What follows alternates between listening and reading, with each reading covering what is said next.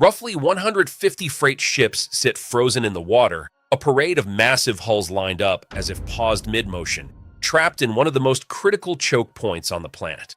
Oil tankers, LNG carriers, container ships, all stalled, engines idling, crews scanning horizons for news. It's not a delay. It's not a partial restriction. The Strait of Hormuz is closed, effectively sealed since March 4th, 2026, when Iran's Revolutionary Guard declared it off-limits to foreign shipping, a blunt response to U.S. and Israeli airstrikes. Suddenly, 20% of the world's oil and LNG vanished from circulation overnight. How do you even begin to respond when the artery that keeps global energy flowing has been choked off? Conventional wisdom would suggest that the answer lies in overwhelming force. More destroyers, more carriers, more precision strikes. But the reality is messier. The solution is boots. Thousands of Marines aboard amphibious assault ships steaming toward the Gulf, poised to turn theory into action. The Strait of Hormuz is deceptively narrow. At its tightest point, it spans just 21 miles, roughly the distance from downtown Manhattan to the New Jersey Turnpike. But within that gap, navigable shipping lanes shrink to two corridors, each barely 2 miles wide, separated by a 2-mile buffer. Every day, until early March, this corridor carried a massive fraction of the world's energy supply. In 2024, around 20 million barrels of oil passed through daily, equivalent to $500 billion in annual trade, through a strip of water you could drive across in half an hour. And for Kuwait, Qatar, and Bahrain, the strait isn't a choice. It's the only exit to the world. There's no alternate route, no bypass, no magical pipeline under the desert.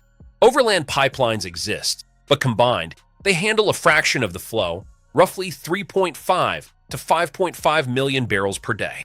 Close the strait, and the world faces a daily shortfall between 14.5 and 16.5 million barrels. Prices reacted immediately. Oil surged 10 to 13% within 72 hours. By late March, crude topped $100, reaching $114 at its peak, the highest since the CO-19 pandemic. Work weeks shortened, universities closed early. A closed strait doesn't wait. The world feels it in days, not months. Yet the assumption that the U.S. Navy can simply escort ships through and call it a day is naive.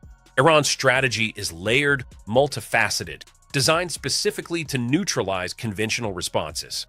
Fast attack boats operate in coordinated swarms. Cheap, replaceable, nearly invisible until they strike. Mines litter the waters, over 5,000 estimated, deployed from boats, submarines, or the shore itself. Once a channel is mined, destroyers can't solve the problem. The threat already exists, invisible and waiting. Airstrikes can damage staging areas and even mine-laying vessels, but they can't hold terrain. The islands of Larak, Keshem, and Abu Musa aren't just dots on a map. They're fortified positions, radar installations, missile launch sites, and surveillance posts covering the navigable lanes. Iran has spent years turning them into fortresses capable of holding maritime traffic hostage without even sending a single ship out of port. Anti-ship missile batteries line the coast, hidden in mountains and hardened bunkers. Even after targeted U.S. strikes against underground missile silos, Iran continued firing hundreds of missiles and thousands of drones, seemingly rationing its arsenal for a prolonged campaign. Air power alone cannot prevent rearming, cannot occupy these islands, cannot guarantee persistent control. This is where Marines come in. They're the ground layer that turns destruction into control, air strikes into lasting results. On March 11th, 2026, the USS Tripoli departed Okinawa, a massive America-class amphibious assault ship optimized for sustained air-heavy marine operations. On board, F-35BS, MV, 22 Ospreys, CH, 53 Stallions, and the 31st Marine Expeditionary Unit, roughly 2,200 personnel capable of air, ground, and logistics operations from the sea. Behind them, the USS Boxer carried the 11th MEU out of California, adding 2,500 more Marines. Support vessels like the USS New Orleans and USS Rushmore converge, totaling nearly 5,000 personnel. A Marine Expeditionary Unit isn't a single mission, it's 4 simultaneous campaigns. First, coastal assault, and island seizure. Air-heavy assets allow strikes on terrain impossible to reach under fire by sea alone. Second, handling 90% of Iran's oil exports can be captured and held by a battalion-sized landing team, creating a bargaining chip no airstrike can replicate. Meanwhile, CENTCOM launched a formal aerial campaign targeting Iranian naval assets, striking thousands of targets across the country. Israel eliminated the IRGC naval commander overseeing the blockade, only for Iran to replace him within 48 hours. By late March, ships from countries previously allowed passage were still blocked. Diplomatic overtures failed. The U.S. presented a 15-point proposal through intermediaries: nuclear program dismantling, missile limits, proxy cessation, guaranteed navigation. Iran rejected it. The U.S. Navy can dominate the sea. It can sink ships, maintain air superiority, strike land-based missile silos. But it cannot, on its own, reopen the Strait of Hormuz. Iran's strategy was never meant to face ships in open water. It's designed to make transit too dangerous through terrain, mines, hidden missile batteries, and cheap asymmetric tools. Every layer points to the same requirement: take the ground. Destroyers cannot do it. Carrier strike groups cannot do it. Marines must. Nearly 5,000 Marines now steam toward one of the most consequential bodies of water on Earth. Their mission is to regain control over a corridor that channels a fifth of the world's energy supply. The stakes aren't theoretical. Every hour of delay translates to billions of dollars lost, inflation spikes, disrupted supply chains, and geopolitical instability. Consider the navigable lanes. Just 4 miles across total, and they carry nearly a quarter of all seaborne oil trade. Could any overland pipeline realistically make up for that? Not even close. The world cannot simply wait. The ships waiting in the Gulf are a stark reminder of vulnerability.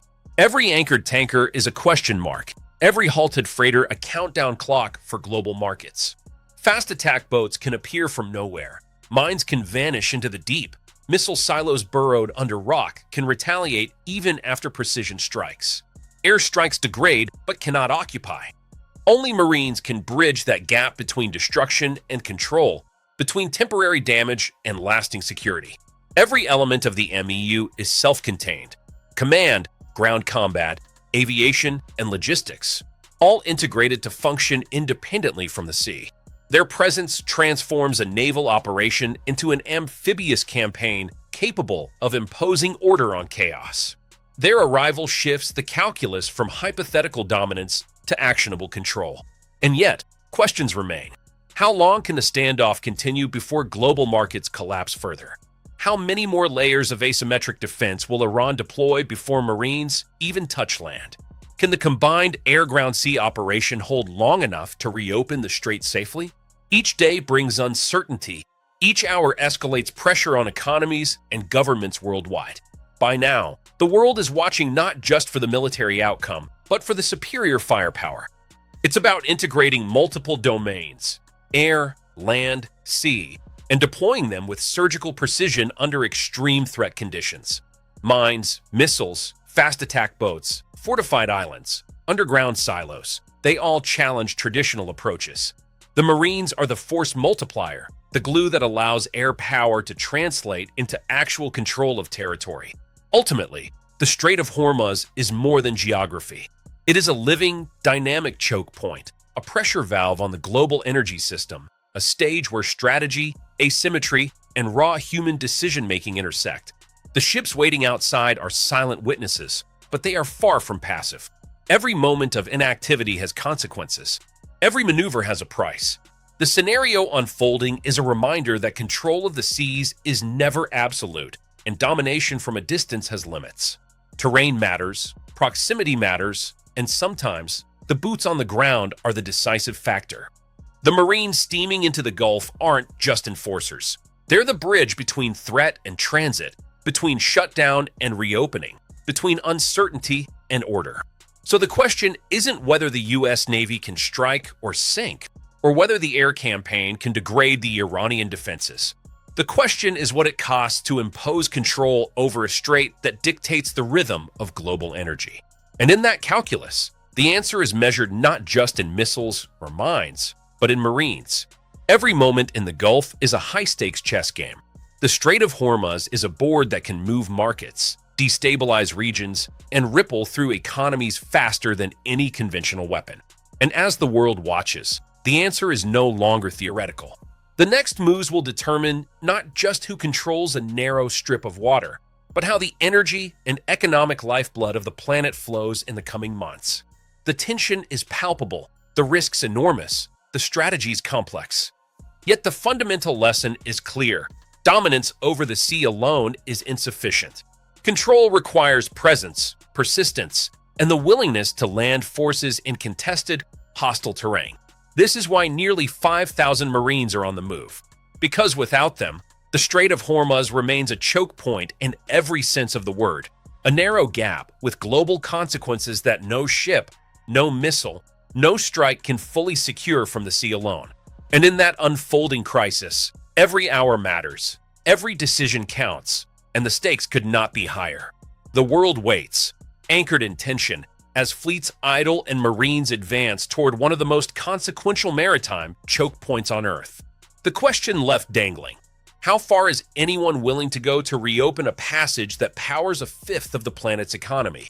And what price will they pay when control finally returns? And that price doesn't just show up on a balance sheet. It shows up in decisions nobody wants to make out loud. Because once Marines land, the mission stops being reversible. Up until that point, everything still lives in the realm of pressure. Airstrikes can pause. Naval patrols can reposition. Diplomacy can stall without collapsing completely. But the moment boots hit those islands, Larak, Keshem, Abu Musa, the entire equation changes. It becomes physical, permanent, undeniable. Now ask yourself this: what happens when control of those islands flips, even temporarily? Iran doesn't need to win a conventional battle to shift the narrative. It just needs to make the cost of holding that ground unbearable. Those islands aren't just military positions, they're leverage points. Every radar installation, every missile battery, every hidden bunker was built with one idea in mind: delay, disrupt, and drain. And here's where it gets uncomfortable. Clearing mines sounds straightforward on paper. Send in specialized ships, sweep the area, reopen the lane. But in reality, it's one of the slowest and most dangerous operations in naval warfare. A single mine can cripple a vessel. A cluster can shut down an entire lane again overnight. Now layer that with constant drone surveillance, intermittent missile threats, and fast attack boats probing for weaknesses. Mine-clearing ships suddenly become the most vulnerable pieces on the board. They move slowly, they operate predictably, and they can't defend themselves effectively while doing their job. So who protects them?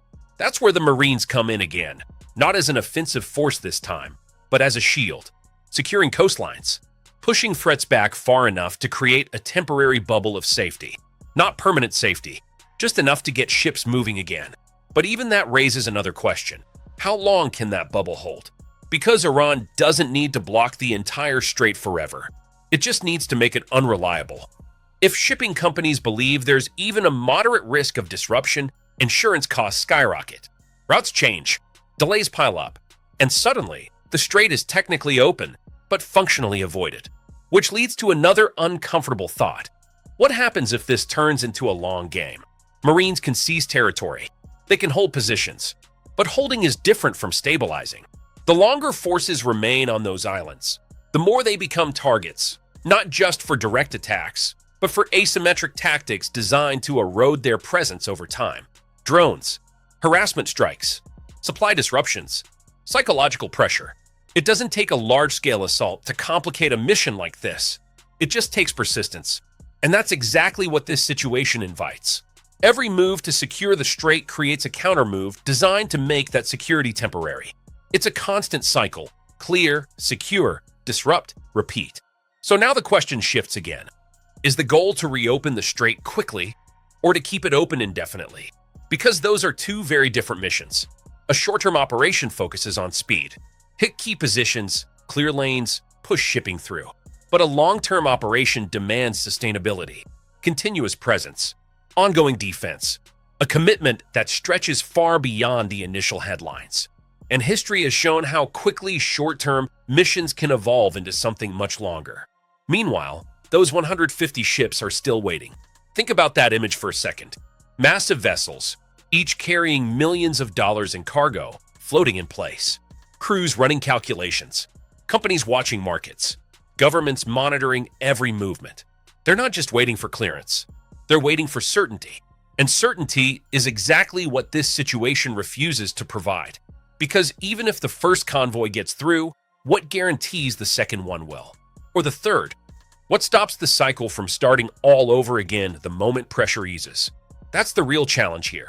Not breaking the blockade, but breaking the pattern. And patterns like depending on how each side adapts. And through it all, one thing remains constant. The Strait of Hormuz isn't just a location. It's leverage. Whoever controls it, even partially, holds influence far beyond those 21 miles of water. Influence over markets, over policy decisions, over global stability itself. That's why this isn't just another standoff. It's a pressure point for the entire world. And as Marines move closer, as ships prepare to move again, as strategies collide in one of the most confined yet consequential spaces on Earth, the stakes continue to climb. Because reopening the strait is only the first step. Keeping it open, that's where the real battle begins.